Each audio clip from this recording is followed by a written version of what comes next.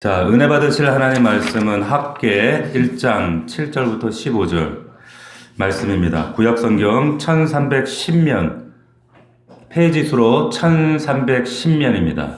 학계 1장 7절로 15절까지의 말씀을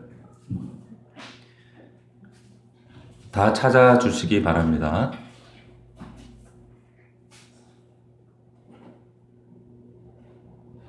학계 1장 7절부터 15절까지입니다. 우리 한 목소리로 우리 가정에서 예배하는 각 가정의 아버지 어머니들이 먼저 성경을 찾고 아이들 확인해 주시고, 우리 말씀을 거룩하신 하나님의 말씀을 우리가 엄중한 마음으로 받들어 합독하겠습니다. 같이 한 목소리로 읽겠습니다. 시작. 만군의 여호와가 말하노니 너희는 자기의 행위를 살필지니라. 너희는 산에 올라가서 나무를 가져다가 성전을 건축하라. 그리하면 내가 그것으로 말미암아 기뻐하고 또 영광을 얻으리라. 여호와가 말하였느니라. 너희가 많은 것을 바랐으나 도리어 적었고 너희가 그것을 집으로 가져갔으나 내가 불어버렸느니라. 나 만군의 여호와가 말하노라. 이것이 무슨 까닭이냐? 내 집은 황파였으되 너희는 각각 자기의 집을 짓기 위하여 빨랐음이라. 그러므로 너희로 말미암아 하늘은 이슬을 그쳤고 땅은 산물을 그쳤으며 내가 이 땅과 산과 곡물과 새 포도주와 기름과 땅의 모든 소산과 사람과 가축과 손으로 수고하는 모든 일에 한재를 들게 하였느니라. 스알디엘의 아들 수숫바벨과 여호사닥의 아들 대제사장 여호수아와 남은 모든 백성이 그들의 하나님 여호와의 목소리와 선지자 학계 말을 들었으니 이는 그들의 하나님 여호와께서 그를 보내셨음이라. 백성이 다 여호와를 경외하며 그때에 여호와의 사자 학계가 여호와의 위임을 받아 백성에게 말하여 이르되 여호와가 말하노니 내가 너희와 함께하노라 하니라. 여호와께서 스알디엘의 아들 유다 총독 수룹바벨의 마음과 여호사닥의 아들 대제사장 여호수아의 마음과 백성의 마음을 감동시키심에 그들이 와서 만군의 여호와 그들의 하나님의 전 공사를 하였으니 그때는 다리오 왕 제2년 여섯째 달 24일이었더라. 아멘. 아멘. 오늘 제목은 감동. 감동. 이와 같은 제목으로 하나님 말씀 은혜를 나누도록 하겠습니다. 지난 시간에 우리가 이 학계의 서론, 본문을 여는 서론의 이 백그라운드에 대해서 말씀을 나눴습니다. 그런데 한 주 지나니까 벌써 감감하고 막연하죠? 그래서 복습 시간을 갖도록 하겠습니다. 바벨론이 전 세계 패권을 잡고 있을 때 수많은 예언자들이 예언했던 것처럼 하나님을 배역했던 이스라엘 이 백성들이 결국에 그 불순종으로 인해서 이제 바벨론으로 포로로 다 잡혀갑니다.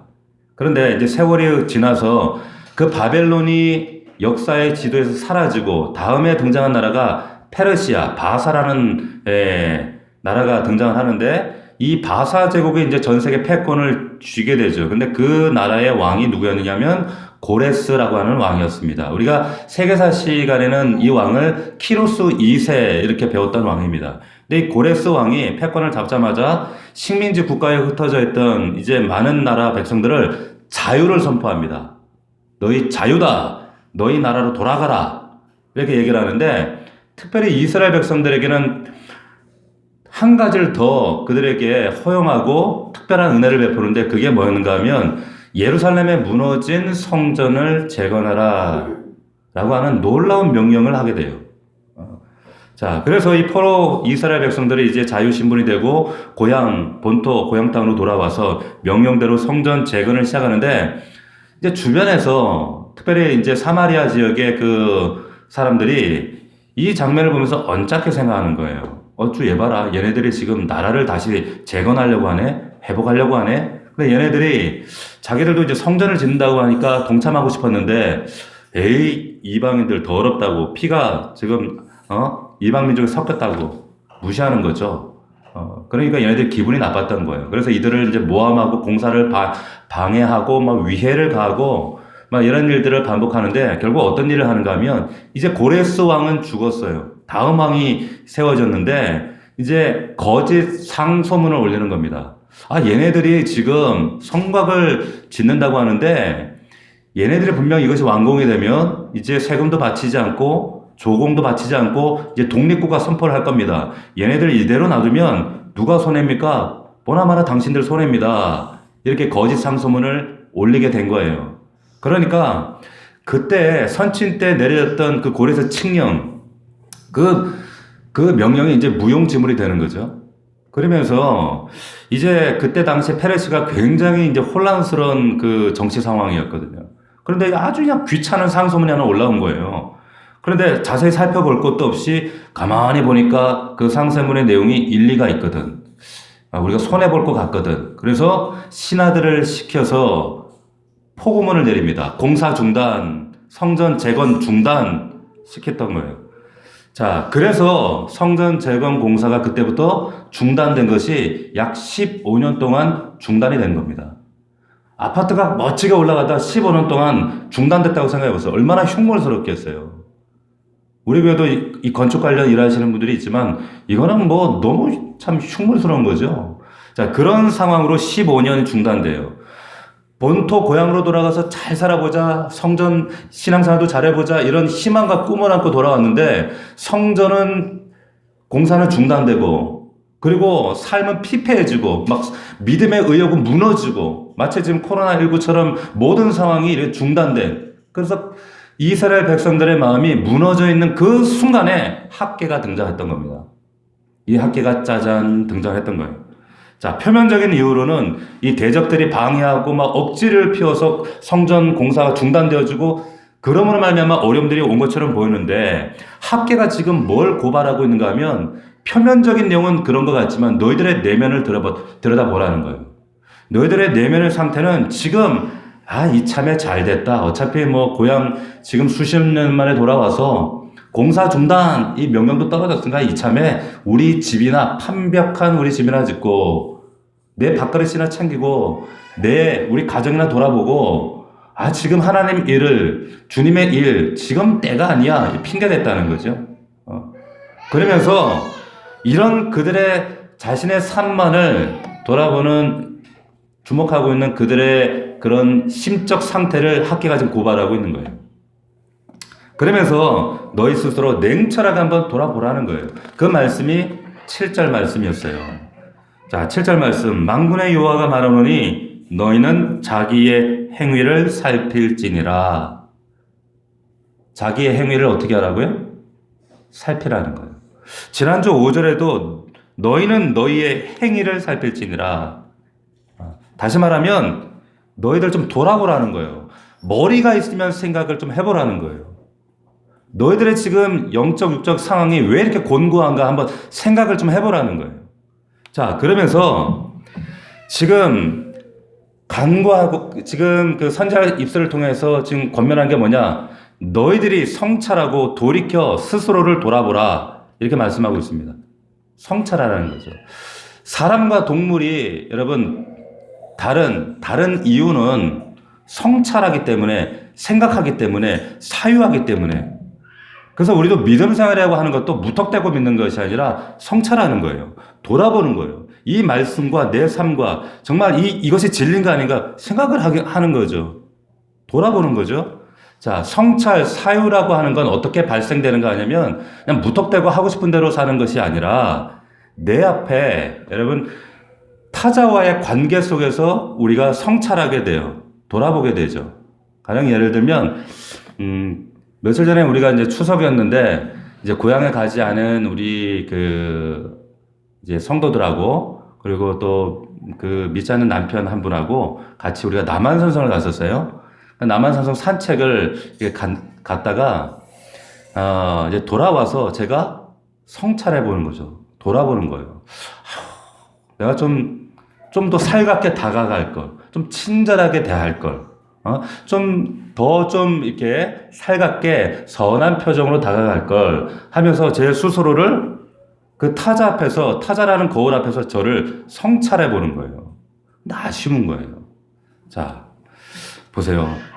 타자라는 거울이 있기 때문에 성찰을 하게 되는 겁니다. 자녀라는 거울이 있기 때문에 아버지라는 자신의 위치를, 자신의 역할을 돌아보는 거예요. 아내라는 거울이 있기 때문에, 혹은 남편이라는 거울이 있기 때문에 성찰하고 돌이켜 보는 거죠. 타자라고 하는 대상이 있기 때문에 그래요. 우리가 남 판단은 잘해요. 저 사람이 옷 잘 입었네, 오늘 화장 잘 먹었네, 이러네 저러네, 이러쿵저러쿵 남 판단은 잘하는데 우리가 뭘 못합니까? 밖은 잘 보는데 내 안을 살피는 것은 너무 소홀하다는 거예요. 잘 못 봐요. 자, 우리가 하나님 앞에 기도한다는 것도 마찬가지입니다. 결국은 내 마음에 있는 소원을 하나님께 아뢰는 게 기도잖아요. 그런데 사실 기도라는 것은 다른 면에서 볼 때 절대 타자인 하나님 앞에 나 어떻게 살아야 돼요? 내 삶은 어떻게 살아야지 기뻐하시는 삶입니까? 이거 돌이켜 생각해 보는 게 이게 그리스도인의 기도입니다. 이게 기도죠.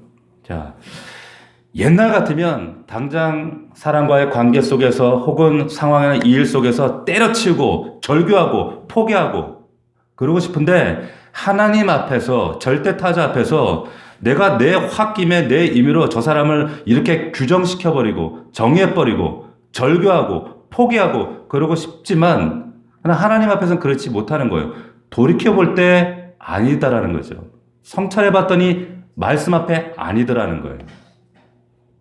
이게 그리스도인의 삶이다라고 하는 겁니다. 그래서 하나님께서 거듭 너희들은 스스로 자기 행위를 살펴야 한다. 성찰해봐. 이렇게 얘기를 하시는 거예요. 자, 이어서 8절 말씀을 여러분들 보시면 말씀하죠. 아주 중요한 말씀이 나와요.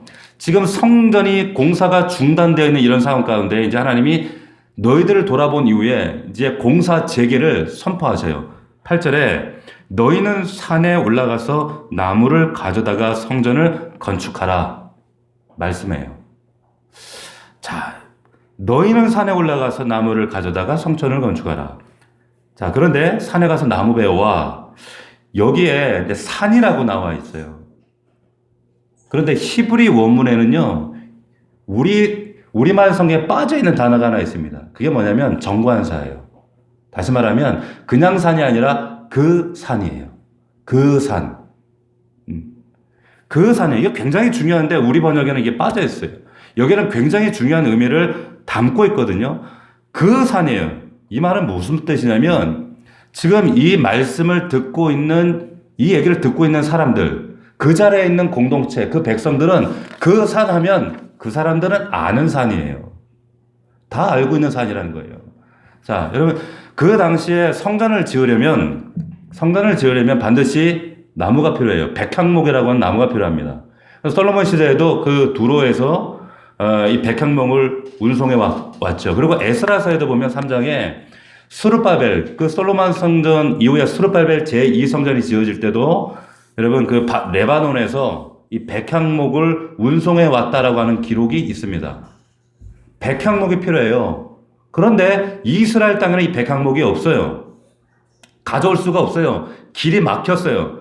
근데 하나님이 지금 하시는 말씀이 뭐냐면 그 산에 가서 백향목이 나는 산이 아니라 우리로 얘기하면 야산이에요. 평범한 산이에요. 너희들이 다 아는 그 산에 가서 나무 베어다가 성전 건축해라, 이 말 하시는 거예요. 자, 무슨 뜻일까요, 이게? 무슨 의미일까요? 지금 하나님께서 성전 건축 재개를 명령하시는데 성전 건축은 백향목 같은 화려한 그런 건축 자재에 있지 않다 말씀하시는 거예요. 다시 말하면 자재가 얼마나 훌륭하냐, 백향목이냐 아니냐, 어떻게 대리석을 지어야 하느냐, 100억짜리냐 1000억짜리냐, 이거 중요하지 않다는 거예요. 하나님에게는 전혀 중요하지 않아요. 보이는 가시적인 건물이 중요하지 않다는 거예요. 이것이 여러분 오늘 이 시대 우리가 지금 성전에서 예배하지만 우리에게도 굉장히 중요한 대목입니다. 성전 재건의, 성전 건축의 핵심은 뭐냐면 보세요. 황폐해진 그 하나님의 성전을 바라보는, 그 성전을 바라볼 때 느끼는 그 이 백성들의, 언약 백성들의 송구함, 안타까운 마음, 어떻게든 지어야 하는데 짓지 못하는 것에 대한 하나님에 대한 막 죄송한 마음, 그 아픈 마음, 한마디로 마음이에요, 마음. 하나님 그 마음을 바라시는 거예요. 이게 핵심이라고 말씀하는 겁니다. 그래서 시편 51편에도 내가 너에게 바라는 거, 야, 양이나 염소나 소 이런 거 아니다. 이게 아니라 정말 하나님이 원하시는 제사는 뭐라 그랬어요? 뭐라고 말씀하셨죠? 상한 마음이다. 상한 마음이야, 마음. 이렇게 말씀하시는 거예요. 자, 왜 여러분 우리나라 그 대한민국에서 가장 비싼 강남 땅에 수천억짜리 성전을 지어야 됩니까? 이건 하나님 말씀을 오해하기 때문이에요. 하나님께서는 그런 거 건축자재 수천억 성전 그거 기대하지 않으세요. 하나님이 바라시는 우리의 마음이에요. 고백하는 마음. 이 황폐해진 하나님의 집이 이렇게 황폐해졌는데 그러나 이 성전을 재개하기 위해 나아가는 우리의 그 가능성과 이 믿음, 그 마음을 하나님은 무엇보다 중요하다 말씀하시는 거예요. 자, 그 제가 좋아하는 시 가운데 정말 그 진실된 크리스찬이자 함석헌이라고 하는 그 아주 유명한 민족 지도자죠. 이분의 시 가운데 님이 오신다라고 하는 시가 있어요. 그 시가 이 시는 정말 옛날 이제 문어체로 이렇게 지어진 시기 때문에 좀 딱딱하게 들려질 수 있지만 그리스도인이 아니면 이 고백을 할 수 없는 이런 시예요. 제가 참 좋아하는 시인데, 그러니까 좀 요약하면 시 내용이 이런 겁니다. 님이 오신다는 거예요. 님이 뭐 여러 가지 함축된 의미가 있겠죠. 그래서 이 님 맞을 설렘으로 이게 막 들떠 있는데 이제 님을 맞이하기 위해 내가 뭘 해야 되는가 하면 이제 청소를 해야 되는 거예요. 청소하고 그리고 비질도 하고 마당도 쓸고 그리고 마당에 음모래도 쫙 깔고 또 거기에 보면 그래서 물도 뿌리고 막 이런 설렘으로 막 준비를 합니다. 그런데 참 좋은 마음이죠. 근데 하필 내일 이제 곧 오시는 거예요. 근데 당일이 됐어요. 그날따라 늦잠을 잔 거예요. 아이고 큰일 났네. 하필 그날따라 늦잠을 잔 거예요. 그러니까 막 허둥지둥 되면서 이제 막 청소하지 막 이러는데 꼭 이렇게 그런 날일수록 어때요? 집안에 어지러운 게 손님 온다 그러면 꼭 집안에 치울 게 더 많아. 네? 더 어질러져 있어. 막 온 방에 흐트러진 게 잔뜩 있고 먼지는 막 때가 꾸역꾸역 껴 있고 막 이래서 막 쓸자 닦자 막 시해 보면 막 그래요. 막 허둥대둥 그래요. 그러고 있는데 하면 할수록 묵은 때가 나오고 먼지가 더 나오고 왜 마당 앞에는 더 잡초가 자라있고 막 이런 막 안타까운 마음들. 그런데 야단이 났어요 지금. 야단이 났어요. 마음은 분주했지 전혀 정리도 안 되고 다 끝내지도 못했는데 님이 오셨다는 소리가 들리는 거예요. 님이 오셨다. 그러니까 시에서 뭐라고 하냐면 이를 어쩌노 이를 어쩌노 이래요. 어쩌노 어딜 들어오시라고 해야 할까? 이럽니다. 그런 얘기를 해요. 이렇게 막 당황하고 있는데 님이 오셔서 무슨 얘기를 하는 줄 아세요? 어떤 얘기를 하는 줄 아세요? 이런 얘기를 해요. 얘 걱정 마라. 나도 같이 쓸어주마. 나를 위해 쓸자는 그 방 내가 쓸어 너를 주고 닦다가 달아질 네 맘 내가 닦아주마. 여러분 이 고백은요 복음을 모르면 절대로 할 수 없는 고백이에요. 복음을 모르면 이 신앙 고백을 절대로 이 시로 고백되어질 수 없는 고백이에요. 그러니까 중요한 게 뭐냐면 당신이 닦겠다고 청소하겠다고 분재했던 그런 거 미처 못했지만 그 마음을 받은 거예요. 님은 받은 거예요. 자, 그분이 오셔서 내 마음 그래서 집 쓸어주고 닦아주고 당신 님을 드리겠다고 했던 그 방 내가 널 줄게. 그러면서 이 시가 끝나는데 마지막에 이런 고백을 합니다.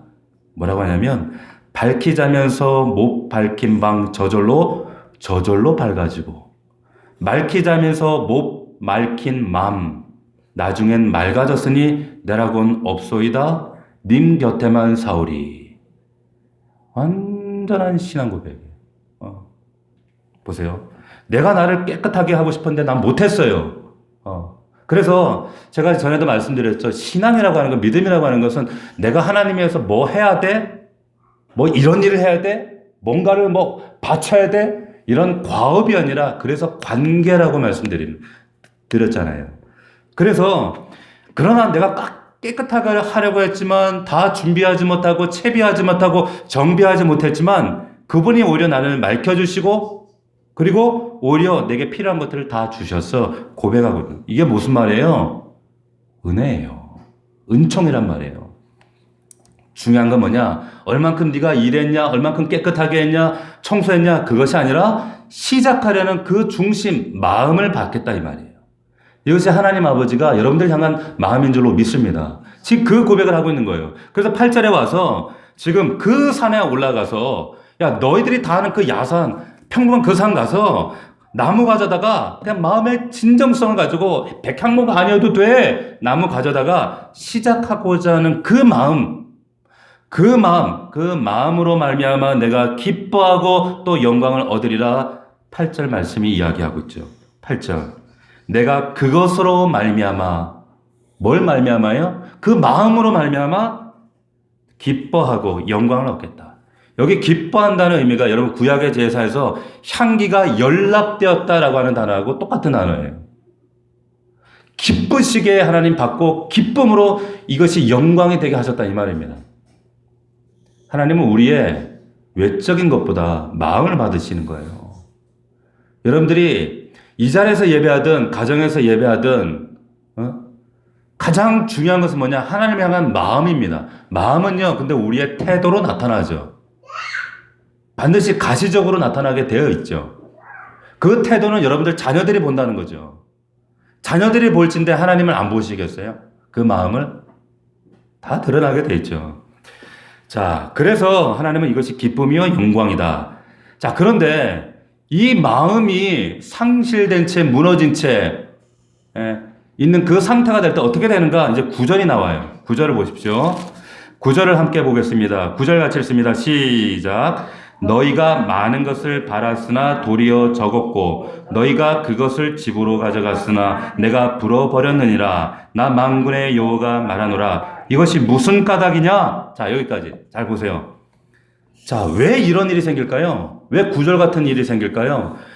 지난주 6절의 말씀, 이 6절의 말씀 그대로 다시 변주하고 있는 내용. 지난주 6절에 뭐라 그랬어요? 6절에 많이 뿌릴지라도 수확이 적어. 그 얘기했던 그 6절의 말씀이 9절에 와서 새로운 형태로 지금 변주해주고 있는 거예요. 자, 결국은 9절이 우리에게 일깨워주는 삶의 진실이 뭐냐? 하나님 중심이 아니라 내 욕망 중심.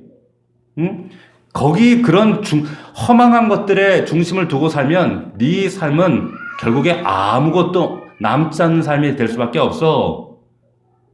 이렇게 얘기하는 거예요. 욕망이라는 건 뭐냐? 그래서 9절에 보니까 너희가 많은 것을 바랐으나 이렇게 얘기하잖아요. 이게 뭡니까? 욕망이잖아요. 너희가 이 욕망을 하지만 도리어 적었다라고 얘기하는 거예요. 여러분 욕망이라는 게 뭡니까? 욕망이라는 거. 이 욕망이라고 하는 것은 뭔가를 내가 갈망하는 것인데 이게 결핍이 되어 있다라고 하는 뜻이죠. 결핍이 되어 있기 때문에 욕망하는 거예요. 특별히 여러분 욕망이라고 하는 것은 사실은 심리적인 것들이 많아요. 그죠? 대부분 여기 가슴에 있는 거지 사실은 큰 차이가 없거든요. 서로 간에. 상대적인 건데 목사가 볼 때는 저 사람은 저렇게 살만하고 괜찮은데 늘 가슴이 뻥 결핍 상태. 결핍되어 있어요. 이런 분들을 제가 많이 봐요. 참 많이 봅니다. 결핍은 뭐예요? 결국 채우고자 하는 욕망이에요. 근데 이 욕망이 왜 우리에게 치명적인가 하면 결국 이 욕망, 채우고자 하는 욕망, 그러니까 내가 채워지기 전에는 내 안에 있는 것들이 채워지기 전에는 남에게 줄 수가 없는 거예요. 그러니까 욕망이라고 하는 것 자체가 뭡니까? 배타적일 수밖에 없는 거예요. 내가 먼저 채워야 되니까. 굉장히 배타적이고 이기적일 수밖에 없는 거예요. 그래서 이 배타적이다라고 하는 얘기는 뭐냐면 결국 남에 대한, 타자에 대한 여지가 없는 거예요. 남에 대한 여지를 주지 않는 거예요. 자기중심적이고 오로지 내 인생, 내 거. 그러니까 하나님께서 이거 아니다라고 하시는 거예요. 그래서 너희가 고아와 과부와 나그네 돌아보라. 그들에게 여지를 주라는 거예요. 욕망에 끌려 살다가 자기중심적인 삶을 사는 것, 하나님은 이것을 타락으로 보십니다. 불의로 보셔요. 그래서 여러분 보네포 목사님이 말씀하신 것처럼 그리스도인의 삶은 어떤 삶이냐? 결국 타자를 위한 삶이다. 남을 위해서 여지를 주는 삶이 그리스도인의 삶이다 말씀하고 있는 거예요. 이게 저와 여러분들입니다. 자, 그래서 이걸 뒤집어 말하면 욕망을 따라 살지 않는 거예요. 욕망을 따라 살지 않는 거예요. 어떤 분이 지나가면서 그런 얘기를 하셔요. 목사님, 우리 나이쯤 되면 좀 하고 싶은 대로 살면 안 되나요? 제가 허허 웃고 말았어요. 우리 나이쯤 된다고 해서 우리 욕망대로 살면 하나님께서 불어버리셔요. 하나님 기뻐하지 않으시죠. 왜냐? 하나님은 우리를 청지기로 부르셨거든요. 내 자식이라고, 내 시간이라고, 내 물질이라고 내 마음대로 사용할 수 있는 게 아니에요. 그리스도인은 절대 내 인생 사는 거 아닙니다. 주님 주신 생명으로 주님의 인생 사는 겁니다. 믿을 수 있기를 바랍니다. 자, 그래서 보세요. 오늘 이스라엘 백성들이 삶이 어떻다라고 말하고 있냐면 지금 9절에 다시 보세요. 9절. 너희가 많은 것을 바랐으나 욕망했으나 도리어 적었고 없다는 거예요. 너희가 그것을 내 집으로 여기 보면 자, 그것을 집으로 가져갔으나 내가 어떻게 했다 그랬어요? 불어버렸다는 거예요. 불어버렸어요. 왜요? 그 안에 하나님 주신 부르심의 공공적 사명과 소명이 없는 거예요. 그냥 오로지 욕망, 내 욕망. 그럴 때 하나님은 어떻게 하신다? 불어버리겠다는 거예요. 이런 모습들을 많이 봐요. 그때마다 목사가 안타깝고 기도하고 그런데 깨닫지 못할 때는 어쩔 수가 없는 거예요. 자, 하나님이 불어버리신다는 말이 어떤 말일까요? 예기치 않은 일들이 생깁니다. 그리고 예기치 않았던 사고들이 생길 수 있어요. 예기치 않았던 낭비들이 생길 수 있어요. 자, 우리가 이런 일들을 반복할 필요가 없죠. 하나님이 불어버렸어요. 자, 욕망의 바탕을 두고 있는 그런 삶, 결국 자기 중심적인 삶, 타자에 대한 여지가 전혀 없고 오로지 내 욕망을 근간으로만 하는 삶, 하나님은 불어버리시는 거예요. 자, 그래서 다시 10절을 보시면 이렇게 얘기합니다. 10절 같이 읽습니다. 시작. 그러므로 너희로 말미암아 하늘은 이슬을 그쳤고 땅은 산물을 그쳤으며. 여러분 보세요. 여기 굉장히 중요한 말씀이 나옵니다. 하나님이 땅을 명하셨어요. 창조 때. 그래서 땅에서 푸름이 돋아나라, 열매가 생산되어라 명령하셨는데 죄가 들어오기 전에는 이 명령이 그대로 수행이 됐죠. 그래서 땅은 하나님의 명령을 수행하는 도구였습니다. 하나님의 도구였어요. 근데 죄가 들어오자마자 이 땅이 망가지면서 여러분 어떤 일이 발생하나요? 엉겅퀴가 나와요. 거기서 여러분 가시덤불이 나온다니까요. 자, 그래서 이제는 사람들이 땀방울을 흘려야지만이 이제 먹고 살 수 있는 그런 길이 열려버렸어요. 이게 인류 역사 가운데 지금까지 내려오는 하나님의 삶의 방식이었어요. 이게 성경에 나오는 굉장히 중요한 원리인데, 여러분 여기 땅이 황폐했다라는 말, 이건 단지 농사짓기에 땅의 지력이 떨어졌다라고 하는 그런 말이 아니라 이 땅이라고 하는 것은 내 삶의 근간과 내 삶의 토양들. 그런데 어떤 삶의 이 생산성이 떨어졌다는 말이 아니라 이것은 뭐와 연결되어 있습니까? 죄와 연결되어 있다는 거예요. 죄와 연결되어 있습니다. 그래서 보세요. 성경에 보면 하나님께서 안식년을 왜 두셨는가 하면 땅을 좀 쉬라고, 땅을 좀 쉬게 하시는 거예요. 이 말은 땅의 죄를 정화하는 거예요. 근데 이스라엘 백성들이 욕심 때문에 1년 동안 안식년 하면 우리 어떻게 굶어 죽게요? 말 안 들어요. 안식년 안 지키는 거예요. 그러니까 하나님이 강제적인 이제 처방을 내리시는데 그게 뭔지 아세요? 그게 포록이에요. 이게 레위기에 26장에 이런 말씀이 있습니다. 잘 들어보세요. 너희가 원수의 땅에 살 동안에 포로기를 말하죠. 너희의 본토가 황무할 것이므로 땅이 안식을 누릴 것이라. 그때의 땅이 안식을 누리리니. 강제적으로 땅을 씌워버리게 하는 거예요. 왜? 땅이 황폐함은 이게 죄와 연결되어 있기 때문에. 그래서 바벨론 포로로 얘네들 말 안 들으니까 보내버리는 거예요. 그렇게 해서라도 하나님은 정화하기를 원하시는 겁니다. 자, 참 안타까운 얘기죠. 어떻게 보면 무시무시한 얘기예요. 땅의 황폐함이 우리의 죄와 연관되어 있다. 하늘이 이슬을 그쳤고 자기 중심의 그런 자기 중심성의 삶을 놓고 사는 삶의 결과 하늘이 닫히고 땅은 산물을 그쳤다. 근데 하나님께서 호세아서에 보면 이 땅의 회복을 어떻게 이루는지 아세요? 하나님이 땅을 회복하십니다. 보세요. 호세아 2장 21절입니다. 여호와께서 이르시되 그날에 내가 응답하리라. 나는 하늘에 응답하고 하늘은 땅에 응답하고 땅은 곡식과 포도주와 기름에 응답하고 또 이것들은 이스라엘에 응답하리라. 하나님이 땅을 회복하는 거예요. 네. 어떻게? 인간의 죄의 문제가 풀리면 땅의 문제도 회복된다. 중요한 얘기입니다. 결국 하나님의 회복의 방법은 회개예요. 돌아가는 거예요. 그럴 때 회복이 됩니다. 절대로 여러분들 잊으시면 안 돼요.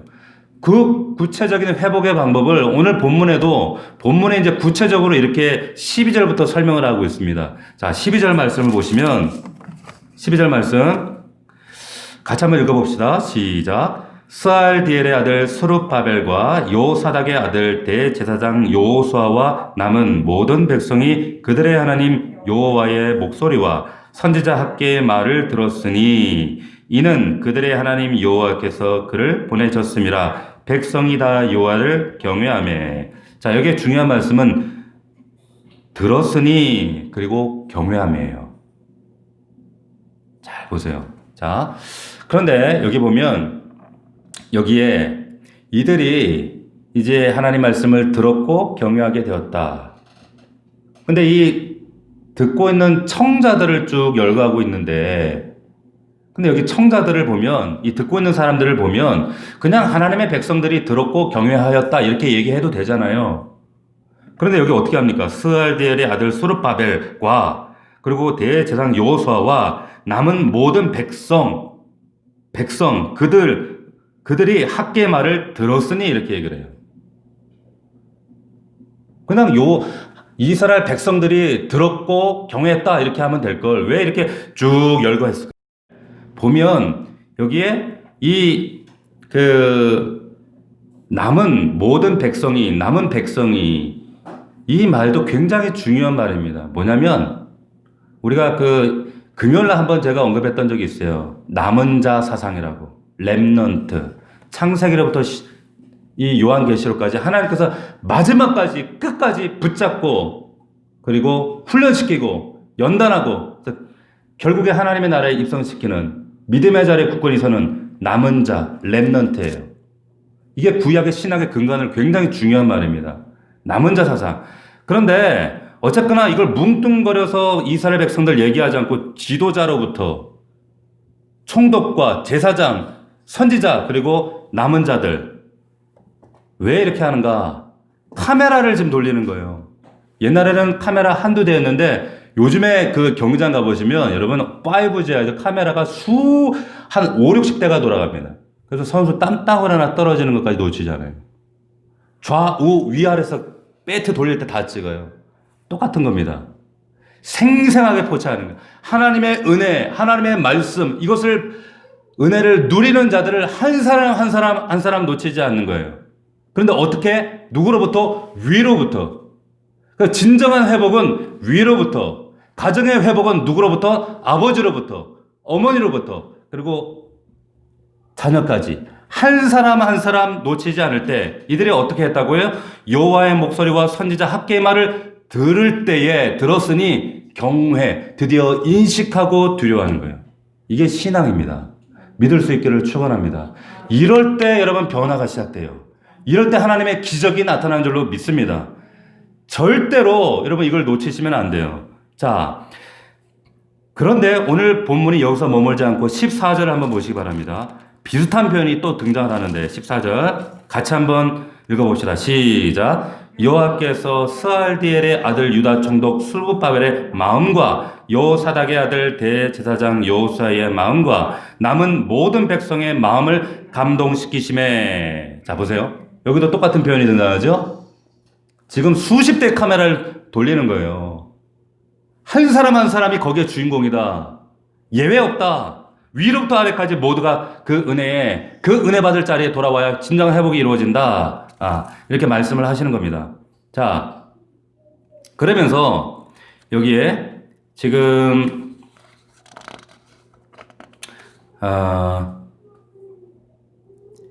여기에 보면 마음이라는 단어가 지금 세 차례가 등장을 하고 있습니다. 그렇죠? 마음, 스룹바벨의 마음, 여호수아의 마음, 남은 모든 백성의 마음을 어떻게 했다고요? 감동했어요. 감동. 요즘 감동이 얼마나 요즘 시대 아이콘이에요. 고객이 감동할 때까지 뭐 그러잖아요. 고객 감동. 굉장히 중요한 가치가 됐는데 여기서 말하는 감동은 마음을 뭘 들뜨게 하고 뭐 눈물 나게 하고 이런 마인드가 아니에요.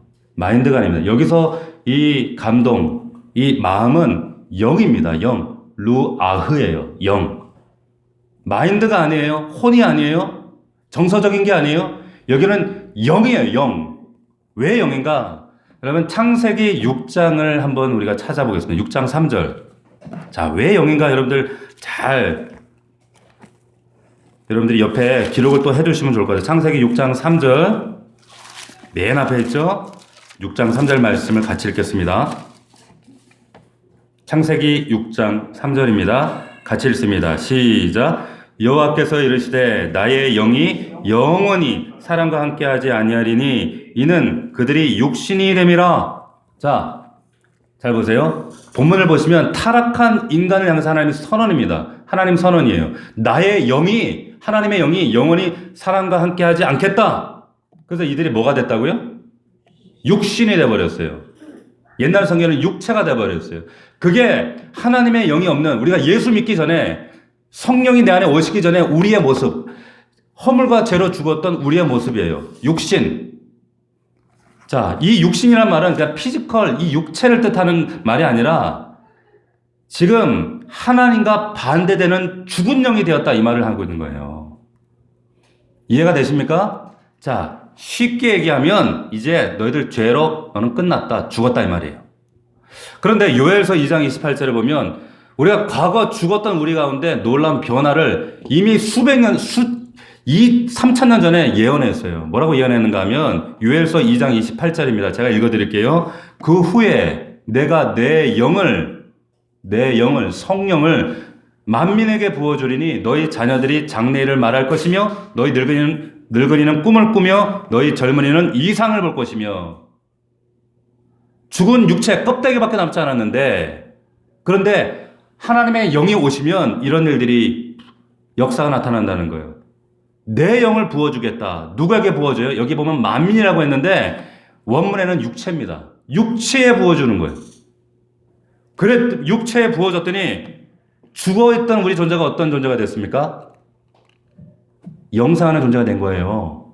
산 존재가 된 거예요. 살아있는 존재가 된 거예요. 아멘입니까? 자, 그래서 이제 14절로 와보세요. 다시 학기 1장 14절로 오면 지금 여기에 나와 있는 이 마음은 영으로 읽으셔야 되는 거예요. 그래서 여호와께서 스알디엘의 아들 유다 총독 스룹바벨의 영과 여호사닥의 아들 대제사장 여호수아의 영과 남은 모든 백성의 영을 감동시키심에. 아멘입니까? 여러분, 앞을 봅시다. 여러분, 감동했다. 이게 무슨 말이에요? 정서적으로 막 동기부여하고 들뜨겠다 이 말이 아니에요. 여러분들의 영을 감동했다. 이게 무슨 말이냐? 이게 무슨 말이냐면 눈을 뜨게 했다는 말이에요. 각성케 했다는 거예요. 감정적으로 자극해가지고 우와 이거 했다는 말이 아니라, 여러분, 닫혔던 눈이 마치 소돔과 고모라 성에 눈이, 천사가 눈을 멀겠는데도 그 동성애 하겠다고 문을 막 두드렸잖아요. 왜? 눈이 닫혀버린 거예요, 이 사람들이. 욕망에 눈이 가려져 버린 거예요. 그런데 하나님의 영이 오시면 그 눈을 열어버리신다, 뜨게 하신다는 거예요. 이 말이 바로 모든 백성의 마음을 영을 감동시켰다 이 말이에요.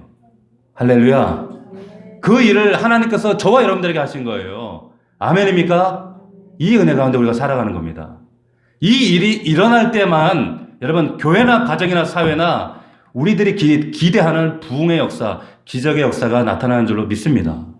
이 일을 하나님 하셨다는 거예요. 여러분 앞에 하나님께서 개인 중심, 욕망 중심으로 살아가는 그 인간들이 쌓는 모든 그 수고를 어떻게 하신다 그랬어요? 하나님이 불어버리신다 그랬잖아요. 근데 여기에 지금 모든 백성의 마음을 감동했다. 영에 감동했다. 이것도요.